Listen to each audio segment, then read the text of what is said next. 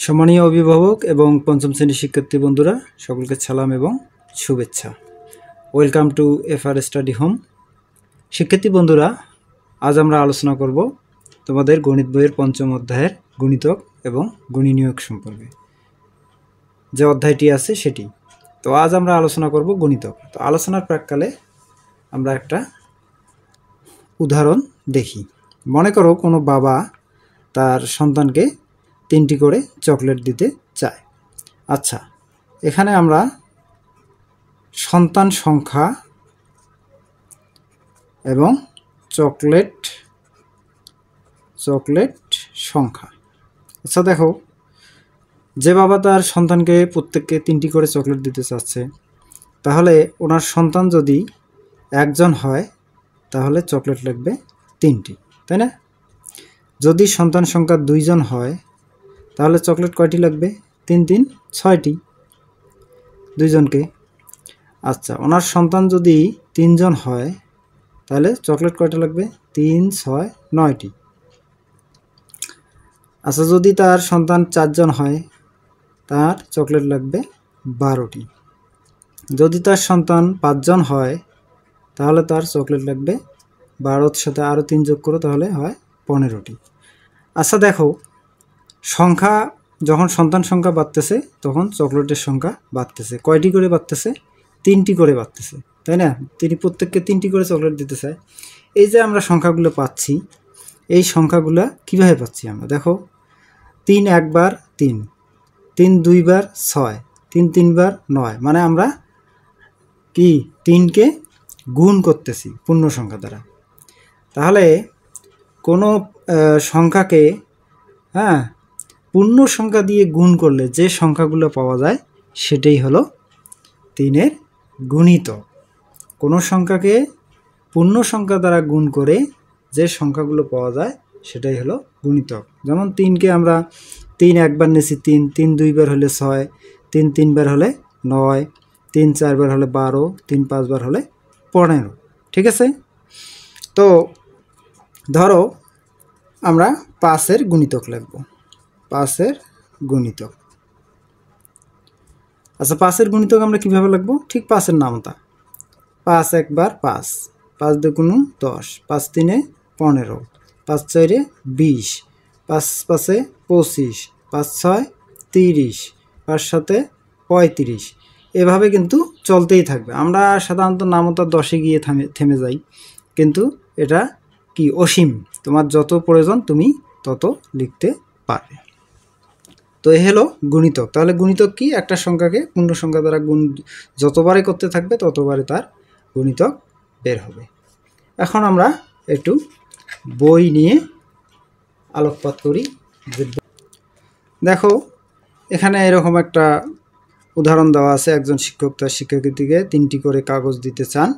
তাহলে শিক্ষার্থীর সংখ্যা 1 জন হলে 3টাই লাগবে, 2 জন হলে 6টা, তাহলে 3 জন হলে কয়টা লাগবে? 3 তিরিকে 9টা, 4 জন হলে কয়টা লাগবে? 12টা, 5 জন হলে কয়টা লাগবে? 15টা। একবারে 10 জন আছে, তাই না? তাহলে 3 10-এ 30, এখানে 20 জন, তাহলে 3 কুড়ি 60টা লাগবে তখন। এভাবে চলতেই থাকবে, তাই না?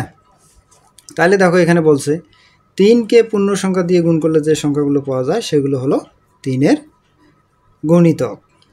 আচ্ছা, আর একটা ইম্পর্টেন্ট কথা বলছে, 3-এর গুণিতকগুলো 3 দ্বারা ভাগ করলে কোনো ভাগশেষ থাকে না। অর্থাৎ কোনো সংখ্যার গুণিতকগুলো ওই সংখ্যা দ্বারা নিঃশেষে বিভাজ্য হবে। আচ্ছা, এবার আমরা বৃত্ত চিহ্নিত 1 দেখি। বৃত্ত চিহ্নিত 1-এ কী আছে? 4-এর গুণিতক। এখানে বলছে নিচের প্রথম সংখ্যার সারি থেকে 4-এর গুণিতকগুলো বৃত্তাকারে চিহ্নিত করো, এবং নিচের দ্বিতীয় সংখ্যার সারি থেকে 6-এর গুণিতকগুলো। এবার আমরা তাহলে 4-এর গুণিতকগুলো চিহ্নিত করি। দেখো, 4-এর গুণিতক আসলে ওই সংখ্যাটি দিয়েই শুরু হবে। দেখো 4, তাহলে 4-এর নামতা পড়ো। 4 দুগুণ 8, 3 4-এ 12, 4 4-এ 16, 4 5-এ 20, 4 6 24, এ পর্যন্ত আছে। 6-এর নামতা 6 দিয়ে 6-এর গুণিতক 6 দিয়েই আমরা শুরু করব। তাহলে 6, 6 দুগুণ 12, 6 3-এ 18, 6 4-এ 24। ঠিক আছে? আচ্ছা, এবার নিচে দেখো, নিচে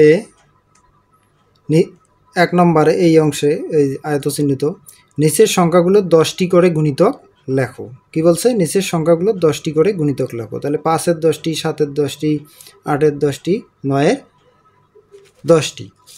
আচ্ছা, আমরা একটু দেখে নেই কিভাবে লিখব। এখানে সমাধানটা দেখো। 5-এর 10টি গুণিতক কি হবে? ওই 5-এর নামতা পড়বে। 5, 5 × 2 = 10, 5 × 3 = 15, 5 × 4 = 20, 5 × 5 = 25, 5 × 6 = 30, 5 × 7 = 35, 5 × 8 = 40, 5 × 9 = 45, 5 × 10 = 50। এভাবে 9-এর 10টি গুণিতক, এটা 1 নম্বর ছিল, আর 4 নম্বরটা আমি করছি। 9-এর 10টি গুণিতক 9, 18, 27, 4 নং 36, 5 নং 45, 6 নং 54, 7 নং 63, এভাবে 10টা আমরা গুণিতক লিখব। ঠিক আছে বন্ধুরা, এখানে দেখো 5-এর গুণিতক আমরা লিখলাম। তাহলে এখান থেকে আমরা আরেকটা জিনিস দেখে নিতে পারি, সেটা হলো দেখো এখানে আমরা লিখি 3-এর গুণিতক। তো 3-এর গুণিতক কত লিখি?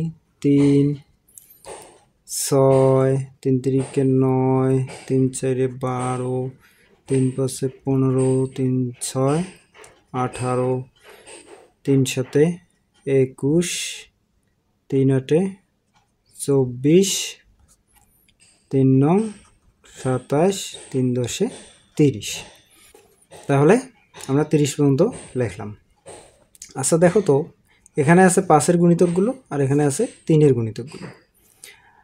আচ্ছা, কোন গুণিতকগুলো 5-এর মধ্যেও আছে, 3-এর মধ্যেও আছে সেটা দেখি। এই যে দেখো, এখানে একটা আমরা পেলাম 15, এখানেও একটা পেলাম 15। তাহলে 15 5-এর গুণিতক, এই 15 3-এর গুণিতক 15 একই রকম, একই গুণিতক। তারপরে কত দেখো, এখানে আছে যে 30, এখানেও আছে 30। তাহলে এই যে 15 আর 30, এই দুইটা গুণিতক 3-এর গুণিতকের মধ্যেও আছে, 5-এর গুণিতকের মধ্যেও আছে। এটাকে বলা হয় সাধারণ গুণিতক। তাহলে 5 ও 3 এর সাধারণ গুণিতক কত পেলাম আমরা? 15 আর হলো 30। দেখো, তাহলে 5 ও 3 এর সাধারণ গুণিতক পেলাম 15 আর 30। তাহলে এখান থেকে আমরা 5 ও 3 এর লসাগু বের করতে পারি। আচ্ছা, এই যে সাধারণ গুণিতকগুলোর মধ্যে ছোট কোনটি? ছোট হলো 15। তাহলে 5 ও 3 এর লসাগুও হলো 15। ঠিক আছে?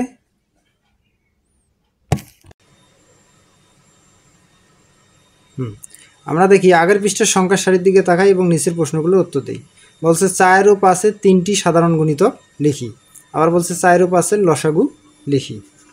তাহলে 4 ও 5 এর সাধারণ গুণিতক লেখার জন্য আমাদের কি দরকার হবে? 4 ও 5 এর আগে গুণিতক বের করতে হবে। দেখো, 4 এর গুণিতক আর যে 4, 8, এভাবে আমরা গুণিতকগুলো বের করলাম। তারপরে 5 এর গুণিতক, এই যে 5, 10, 15 এইভাবে বের করলাম। আচ্ছা, এখানে বলছে 4 ও 5 এর 3টি সাধারণ গুণিতক। তাহলে 4 ও 5 এর সাধারণ গুণিতক 3টে বের করতে বলছে, তাই না?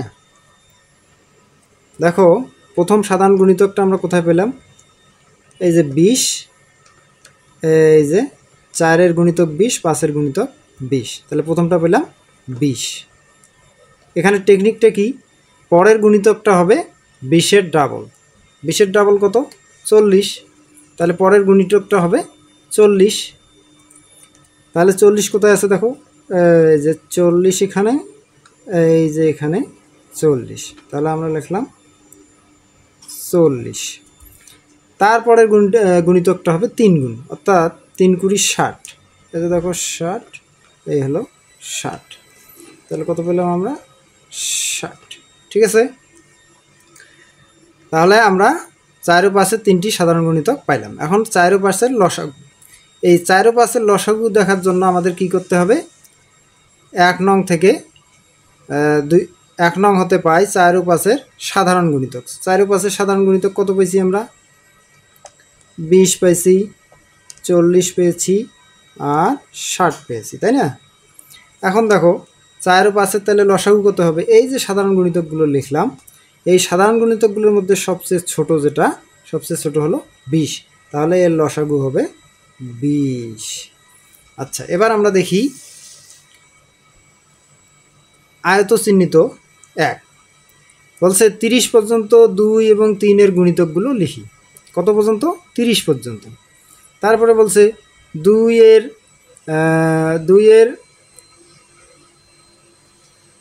এবং 3-এর 5টি সাধারণ গুণিতক, 2 এবং 3-এর 5টি সাধারণ গুণিতক নির্ণয় করি, 2 এবং 3-এর লসাগু নির্ণয় করি। ঠিক আছে, তো আমরা একটু দেখে নেই সমাধানটা। তাহলে দেখো 2-এর গুণিতক আমাদের কত পর্যন্ত লিখতে বললো? 30 পর্যন্ত। 30 পর্যন্ত 2 এবং 3-এর গুণিতকগুলো লিখতে হবে। তো কীভাবে লিখবো আমরা? দেখো 2, তাহলে 4, 6, 3-এর গুণিতক এইভাবে লিখি, 3 একে 3, 3 দুগুণ 6, 27, 3 দশে 30। তাহলে 30 পর্যন্ত লিখতে বলছে, আমাদের হয়ে গেল 30 পর্যন্ত লেখা। এখন বলছে 2 ও 3-এর 5টি সাধারণ গুণিতক নির্ণয় করো। তাহলে 2 ও 3-এর 5টি সাধারণ গুণিতক এখন আমরা দেখি, যে গুণিতকগুলো 2-এর গুণিতকে আছে, 4-এর গুণিতকে আছে। দেখো এই যে এখানে 6 দেখা যাচ্ছে, কত? 6। তারপরে কত? ওই যে কৌশলটা বলছি, যদি প্রথম গুণিতকটা 6 হয়, তারপরেরটা হবে 6-এর ডবল 12। এই যে দেখো 12, এই যে 12। তারপরেরটা কত হবে? তারপরেরটা হবে 18। আচ্ছা, এই যে দেখো 3, 6, 18, এখানে আছে 18। তারপরটা কত হবে? 24, 4, 6, এই যে 24, এই যে 24। তারপরটা কত হবে? 5 গুণ, তাহলে 5, 6, 30, তাহলে এই যে 30। তাহলে কত পেলাম আমরা? 6, 2 ও 3-এর 5টি সাধারণ গুণিতক, 6 পেলাম 12, তারপরে হলো 18, তারপর হলো 24, তারপর হলো 30। তাহলে আমাদের 5টি সাধারণ গুণিতক পেয়ে গেলাম। এখন দেখো 2 নং সমাধান কি বলছে? 2 নংয়ে 2 ও 3-এর লসাগু নির্ণয় করি। আচ্ছা, লসাগু নির্ণয়ের জন্য আমাদের কি করতে হবে? এতে দেখো 1 নং হতে পাই 2 ও 3-এর সাধারণ গুণিতক। সাধারণ গুণিতকগুলো কত? 6, 12, 18, 24, 30। ঠিক আছে।